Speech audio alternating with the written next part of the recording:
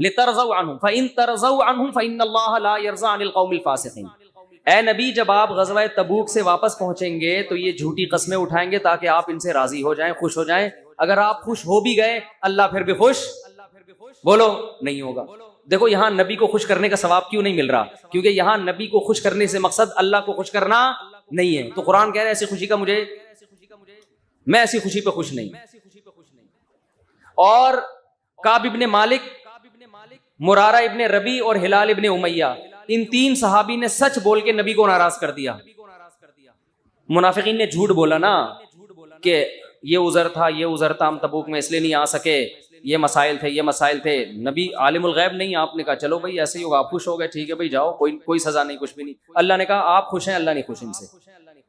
دوسری طرف منافقین جو مخلص صحابہ تھے تین, کعب ابن مالک, مرارہ ابن ربی, ہلال ابن امیہ, یہ تین صحابی نے سچ بولا. یا رسول اللہ کوئی عذر نہیں تھا, بس ہم سستی کی وجہ سے پیچھے رہے, کوئی عذر نہیں, جانا چاہیے تھا, ہم پہ فرض تھا, لیکن باغ پک چکے تھے, سب کچھ تیار تھا, پھر بھی نہیں گئے, کوئی عذر نہیں ہے. سچ بولا نا, نبی غضبناک ہو گئے. نبی کیا ہو گئے؟ اس لیے نہیں کہ سچ بولا ہے, اس لیے کہ جب کوئی عذر نہیں تھا تو پیچھے رہنے کا کوئی جواز بنتا نہیں. آپ نے فرمایا قم, جاؤ یہاں سے, حتی یقضی اللہ فیکم, اللہ فیصلہ کرے گا تمہارے بارے میں. 40-50 دن بائیکاٹ ہوا, یہاں تک کہ صحابی کہتے ہیں نبی نے سلام تک کا جواب نہیں دیتے تھے. کیا گزری صحابہ پر, مگر قرآن کہہ رہے ہیں میں کیا تھا ان سے, بولو راضی تھا, کیونکہ مجھے خوش کرنے کے لیے انہوں نے سچ بولا.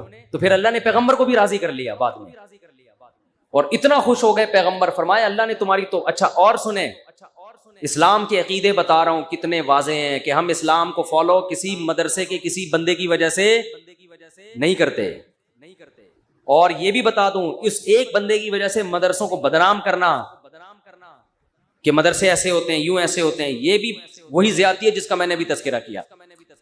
جب حضرت کعب ابن مالک کی توبہ قبول ہوئی تو ان کو خوشخبری پہنچی, وہ نبی کے پاس آئے. آپ صلی اللہ علیہ وسلم کا چہرہ حدیث میں آتا ہے استنار وجہہ کأن وجہہ قطعۃ قمر, ایسے چمک رہا تھا جیسے 14ویں کا چاند.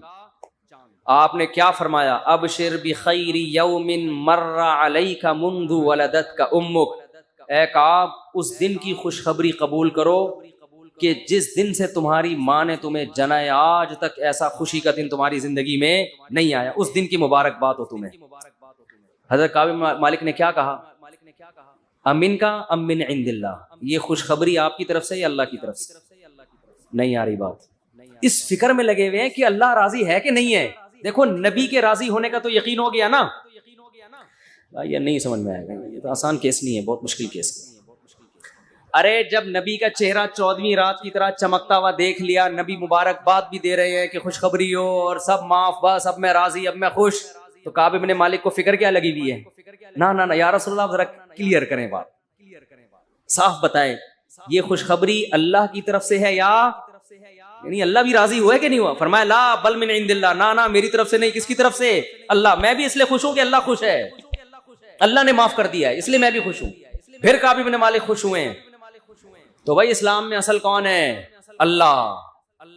تبھی علماء کہتے ہیں کسی سے تنہائیوں میں گناہ ہوا ہو بالفرض, اللہ نہ کرے, اور اس نے توبہ کر لی, پھر لوگوں کو پتہ چل گیا, لوگ تانے دے رہے بے تو ویسا تھا, ان تانوں کی پرواہ بولو مت, بولے نہ تمہارا جرم کیا اور نہ ہمیں تم سے معافی مانگنے کی ضرورت, جس سے کیا ہے وہ جانتا ہے.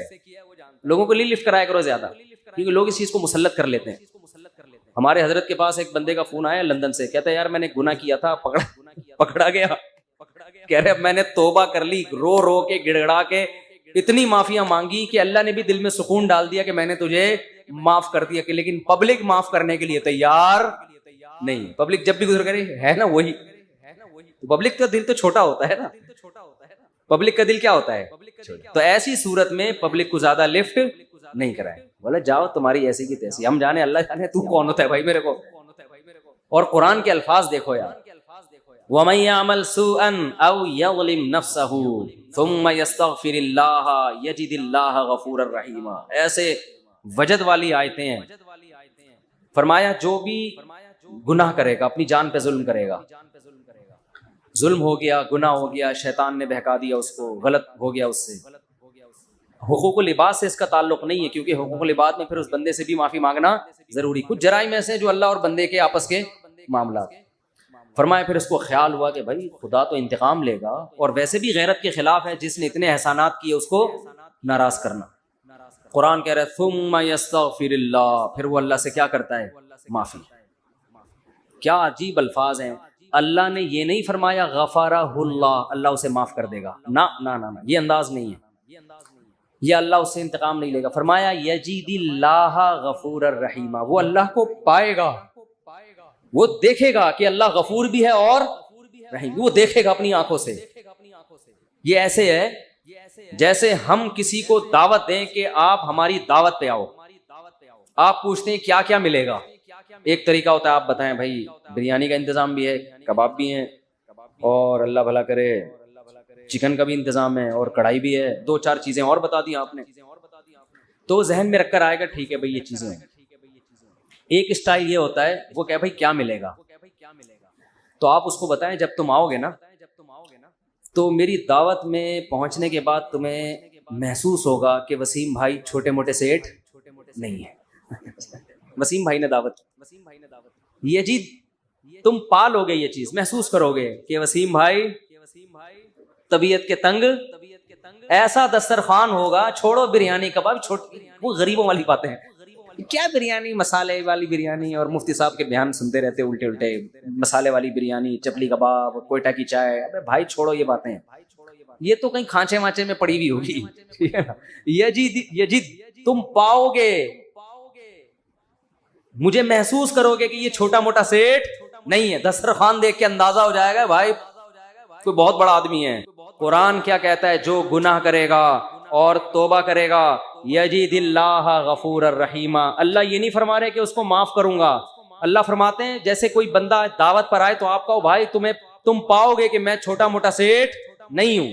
ہاں میں اس پہ واقعہ سنا رہا تھا کہ حضرت مولانا طارق مل صاحب ایک دفعہ کویت کے شہزادوں نے ان کی دعوت کی، تو اب وہ کیا تصور دماغ میں لے کے گئے ہوں گے.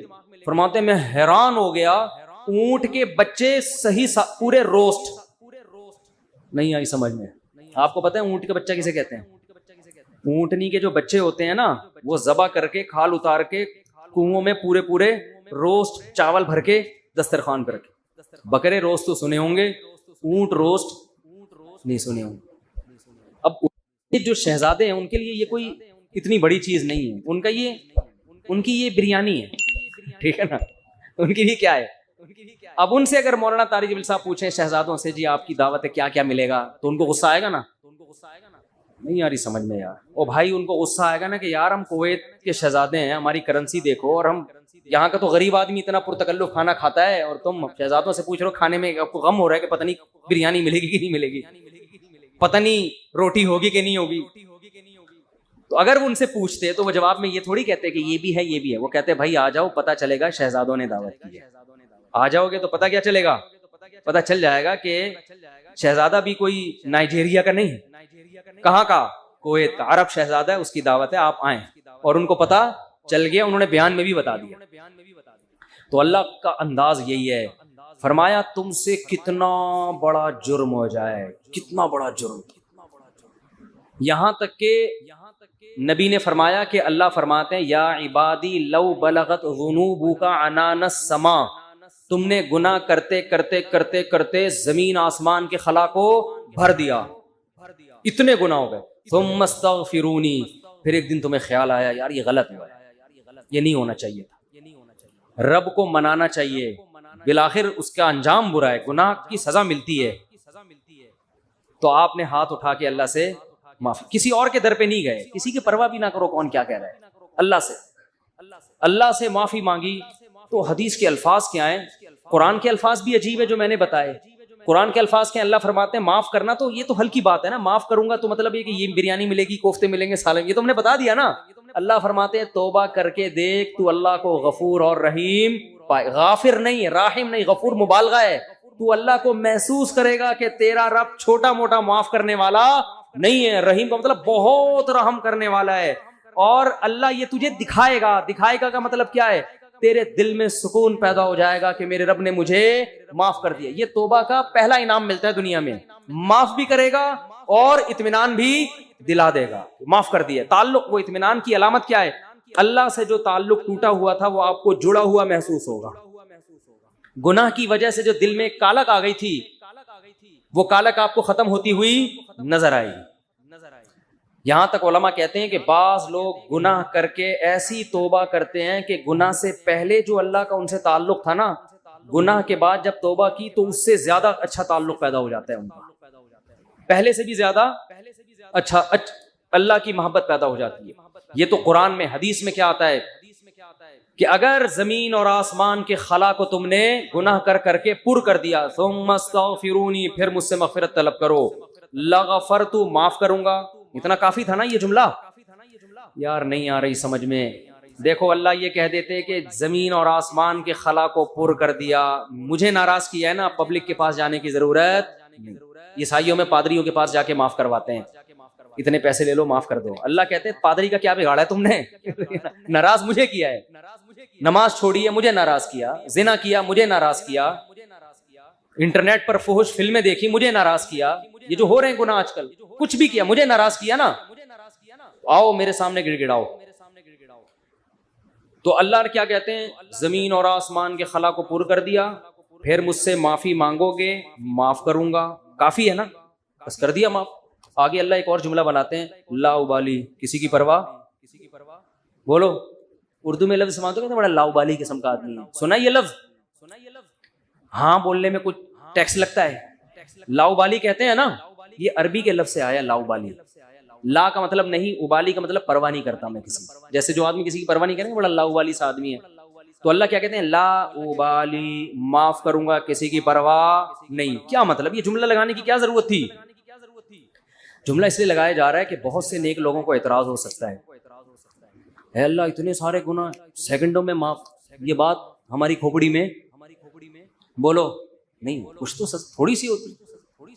جیسے ایک بیٹا نافرمان ہو, 20 سال باپ کو ستاتا رہے, اب باپ کو زندگی بھر ستایا اس نے, باپ نے کہا ایسی کی تیسی ہے, دیکھتا ہوں میں جائیداد سے آپ کر دوں گا, میں یہ کر دوں گا. باپ بوڑھا ہو گیا, مرنے لگا ہے بھائی, اب جائیداد کی تقسیم کا وقت آ رہا ہے, اور اب یہ گیا, اس کو پتا ہے کہ اب تو سارا معاملہ خراب, زندگی بھر ستاتا رہا. آخر میں آ کے ابا سے کہتے ہیں, ابا I am very very sorry. ابا کہتے ہیں چل جا معاف کیا.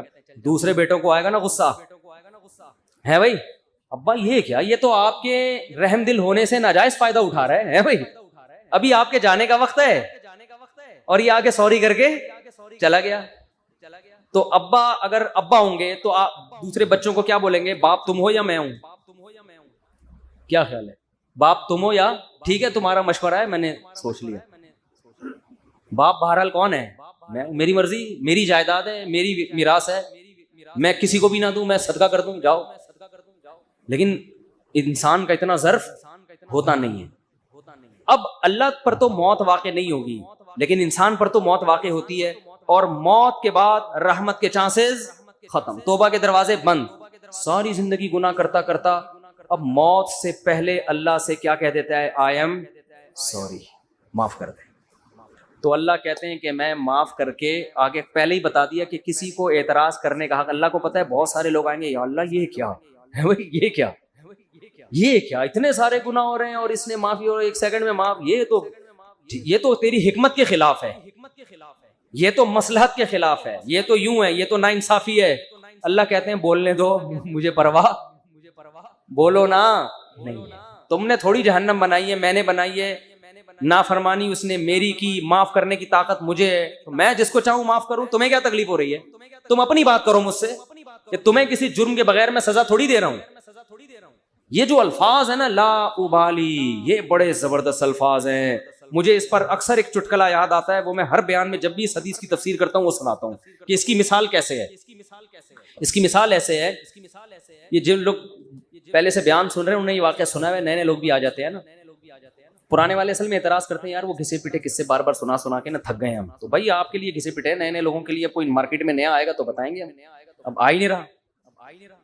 تو وہ ایک اونٹ, ایک بیل اور ایک دمبا, یہ بس واقعہ سنا کے بیان ختم کرتا ہوں, کچھ چند سوالات کے جواب دینے. اونٹ بیل اور دمبا یہ کہیں جنگل میں سفر کے لیے نکلے, کھانا ختم, ایک دنیا میں بکھیڑے چلتے رہیں گے. ان کی وجہ سے ہمیں نہ تو مایوس ہونا ہے, ہم اسلام پہ کسی شخصیت کی وجہ سے نہیں چلتے. اپنے آپ کو ایسا بناؤ ہی نہیں, کسی شخصیت کے ایسے حوالے کر دو کہ یہ ہے تو میں ہوں, یہ نہیں ہے تو میں بھی نہیں ہوں. جو آدمی یہ کام کرے گا وہ گمراہ ہو جائے گا. میں نے بہت سے لوگ دیکھے ہیں, لوگ ان پہ اعتماد کرتے ہیں, بعد میں پتہ چلتا ہے یہ تو 2 نمبر آدمی ہیں, تو وہ لوگ دین سے ہی پھر جاتے ہیں. جب نبی کے بارے میں قرآن نے کیا کہا, دیکھو غزوہ احد میں رسول اللہ صلی اللہ علیہ وسلم کی شہادت کی افواہ پھیل گئی, جھوٹی خبر, بہت سے صحابہ حواس باختہ ہو گئے. قرآن میں آیتیں کیا نازل ہوئیں, وما محمد الا رسول, محمد اللہ تھوڑی ہیں, اللہ کے پیغمبر ہیں. افإن مات او قتل, اگر ان کی موت ہو جائے یا قتل ہو جائیں تو کیا تم دین پہ واپس پھر جاؤ گے؟ یعنی تم محمد صلی اللہ علیہ وسلم کی وجہ سے تھوڑی دین پر ہو, تم کس کو خوش کرنے کے لیے ہو؟ اللہ کو. نبی کو بھی خوش کر رہے ہو تو اللہ کی خاطر. جب آپ صلی اللہ علیہ وسلم کا وصال ہوا, آپ کی وفات ہوئی, تو صحابہ کے حوصلے پست. تو حضرت عمر نے کیا فرمایا کہ جو یہ کہے گا کہ نبی کی موت واقع ہو گئی ہے, میں اس کی گردن اڑا دوں گا. حضرت ابو بکر نے کیا فرمایا, یہی آیت پڑھی, وما محمد الا رسول, فرمایا محمد اللہ کے رسول ہیں بس. افإن مات او قتل, ان کی موت واقع ہو جائے یا قتل ہو جائیں تو دین سے پھر جاؤ گے کیا؟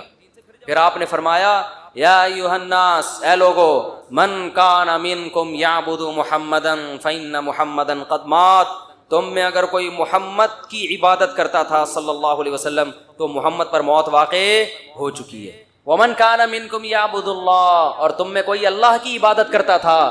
کیا اسلام ہے یار, کتنا یعنی کتنی کلیئرٹی ہے اسلام کے عقیدے میں. اور یہ اعلان وہ کر رہا ہے جو محمد کا سب سے چہیتا ہے صلی اللہ علیہ وسلم, جو سب سے چہیتا ہے, جس کو سب سے زیادہ غم ہوا ہے آپ کے بچھڑنے کا. اس کی ایسی تربیت ہوئی ہے کہ بھائی میں اصل نہیں ہوں, اصل کون ہے؟ اللہ. تو کیا خطبہ دے رہے ہیں, ادھر صحابہ غم میں رو رہے ہیں, جانور ہلاک ہو رہے ہیں غم میں, جو نبی جن پر سواری کیا کرتے تھے.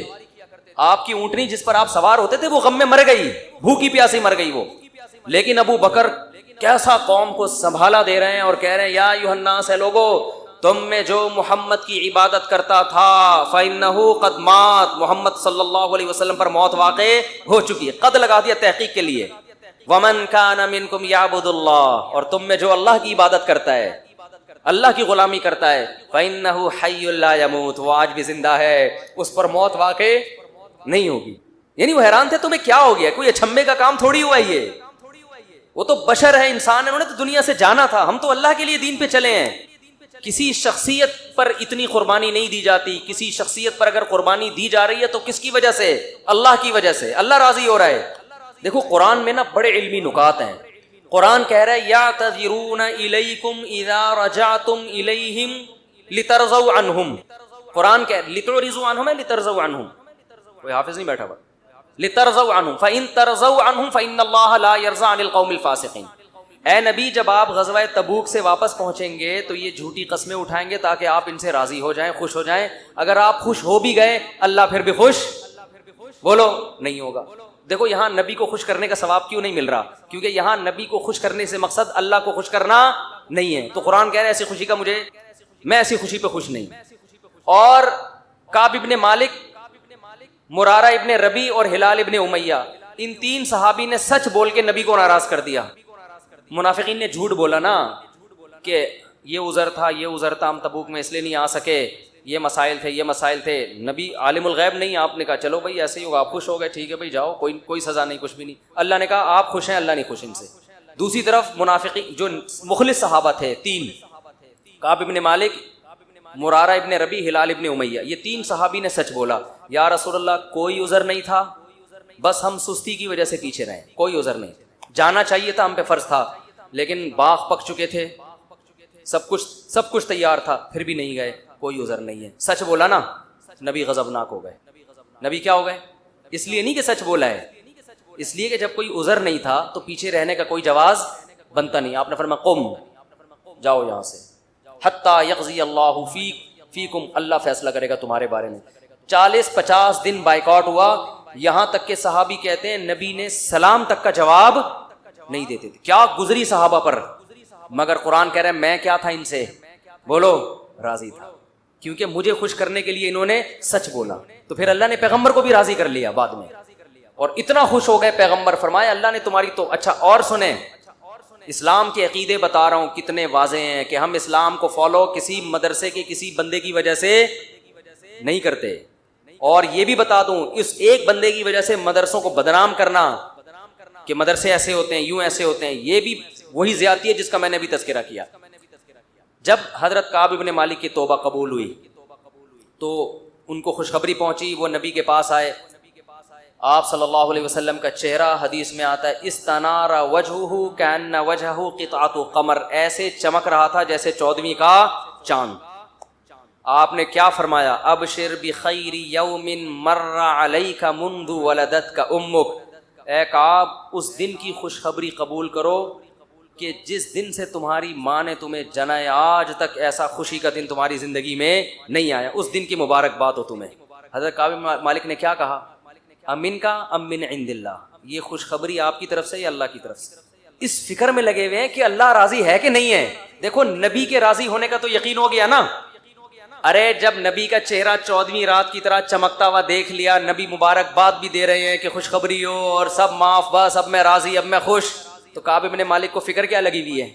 نہ یا رسول اللہ ذرا کلیئر کریں بات، صاف بتائیں یہ خوشخبری اللہ کی طرف سے ہے یا نہیں؟ اللہ بھی راضی ہوا ہے کہ نہیں ہوا؟ فرمایا لا بل من عند اللہ، نہ میری طرف سے نہیں، کس کی طرف سے؟ اللہ۔ میں بھی اس لیے خوش ہوں کہ اللہ خوش ہے، اللہ نے معاف کر دیا ہے، اس لیے میں بھی خوش ہوں۔ پھر کعب ابن مالک خوش ہوئے ہیں۔ تو بھائی اسلام میں اصل کون ہے؟ اللہ۔ تبھی علماء کہتے ہیں کسی سے تنہائیوں میں گناہ ہوا ہو بالفرض، اللہ نہ کرے، اور اس نے توبہ کر لی، پھر لوگوں کو پتہ چل گیا، لوگ تانے دے رہے بے تو تو ویسا تھا، ان تانوں کی پرواہ بولو مت، بولے نہ تمہارا جرم کیا اور نہ ہمیں تم سے معافی مانگنے کی ضرورت، جس سے کیا ہے وہ جانتا ہے۔ لوگوں کو لفٹ کرایا کرو زیادہ، کیونکہ لوگ اس چیز کو مسلط کر لیتے ہیں۔ ہمارے حضرت کے پاس ایک بندے کا فون آیا لندن سے، کہتا ہے یار میں نے گناہ کیا تھا، پکڑا گیا، کہہ رہے میں نے توبہ کر لی، رو رو کے گڑ گڑا کے اتنی معافیاں مانگی کہ اللہ نے بھی دل میں سکون ڈال دیا کہ میں نے تجھے معاف کر دیا، کہ لیکن پبلک معاف کرنے کے لیے تیار نہیں۔ پبلک جب بھی گزر کرے ہے نا وہی، پبلک کا دل تو چھوٹا ہوتا ہے نا، پبلک کا دل کیا ہوتا ہے؟ تو ایسی صورت میں پبلک کو زیادہ لفٹ نہیں کرائے، بولے جاؤ تمہاری ایسی کی تیسی، ہم جانے اللہ جانے تو کون ہوتا ہے بھائی میرے کو۔ اور قرآن کے الفاظ دیکھو یار، وَمَن يَعْمَلْ سُوءًا أَوْ يَظْلِمْ نَفْسَهُ ثُمَّ يَسْتَغْفِرِ اللَّهَ يَجِدِ اللَّهَ غَفُورًا رَحِيمًا، ایسے وجد والی آیتیں ہیں۔ فرمایا جو بھی گناہ کرے گا، اپنی جان پہ ظلم کرے گا، ظلم ہو گیا، گناہ ہو گیا، شیطان نے بہکا دیا اس کو، غلط ہو گیا اس سے، حقوق العباد سے اس کا تعلق نہیں ہے، کیونکہ حقوق العباد میں پھر اس بندے سے بھی معافی مانگنا ضروری۔ کچھ جرائم ایسے ہیں جو اللہ اور بندے کے آپس کے معاملات۔ فرمایا پھر اس کو خیال ہوا کہ بھائی خدا تو انتقام لے گا، اور ویسے بھی غیرت کے خلاف ہے جس نے اتنے احسانات کیے اس کو ناراض کرنا۔ قرآن کہہ رہا ہے ثم یستغفر اللہ، پھر وہ اللہ سے کیا کرتا ہے؟ کیا عجیب الفاظ ہیں، اللہ نے یہ نہیں فرمایا غفارہ اللہ، اللہ اسے معاف کر دے گا، نہ نہ نہ، یہ انداز نہیں ہے، یہ اللہ اس سے انتقام نہیں لے گا۔ فرمایا یجید اللہ غفور الرحیم، وہ اللہ کو پائے گا، وہ دیکھے گا کہ اللہ غفور بھی ہے اور رحیم، وہ دیکھے گا اپنی آنکھوں سے۔ یہ ایسے ہے جیسے ہم کسی کو دعوت دیں کہ آپ ہماری دعوت پہ آؤ، آپ پوچھتے ہیں کیا کیا ملے گا۔ ایک طریقہ ہوتا ہے آپ بتائیں بھائی بریانی کا انتظام بھی ہے، کباب بھی ہیں، اور اللہ بھلا کرے چکن کا بھی انتظام ہے، اور کڑھائی بھی ہے، 2-4 چیزیں اور بتا دی آپ نے، تو ذہن میں رکھ کر آئے گا ٹھیک ہے بھائی یہ چیزیں۔ ایک اسٹائل یہ ہوتا ہے وہ کہ بھائی کیا ملے گا، تو آپ اس کو بتائیں جب تم آؤ گے نا تو میری دعوت میں پہنچنے کے بعد تمہیں محسوس ہوگا کہ وسیم بھائی چھوٹے موٹے سیٹھ، تم پالو گے، یہ چیز محسوس کرو گے کہ وسیم بھائی طبیعت کے تنگ، ایسا دسترخوان ہوگا، چھوڑو بریانی کباب، وہ غریبوں والی باتیں ہیں، کیا بریانی، مسالے والی بریانی، اور مفتی صاحب کے بیان سنتے رہتے الٹے الٹے، مسالے والی بریانی، چپلی کباب، کوئٹہ کی چائے، ابے بھائی چھوڑو یہ باتیں، یہ تو کہیں کھانچے وانچے میں پڑی ہوئی ہوگی، ٹھیک ہے نا۔ یجد تم پاؤ گے، مجھے محسوس کرو گے کہ یہ چھوٹا موٹا سیٹ نہیں ہے، دسترخوان دیکھ کے اندازہ ہو جائے گا بھائی کوئی بہت بڑا آدمی ہے۔ تو قرآن کے الفاظ کیا ہیں آپ کو پتہ ہے؟ جو بڑے لوگوں کی دعوت ہیں، مولانا طارق جمیل صاحب نے بتایا کویت کے شہزادوں نے ان کی دعوت کی۔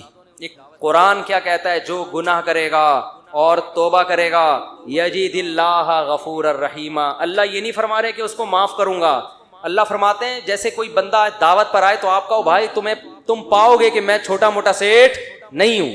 ہاں میں اس پہ واقعہ سنا رہا تھا کہ حضرت مولانا طارق جمیل صاحب ایک دفعہ کویت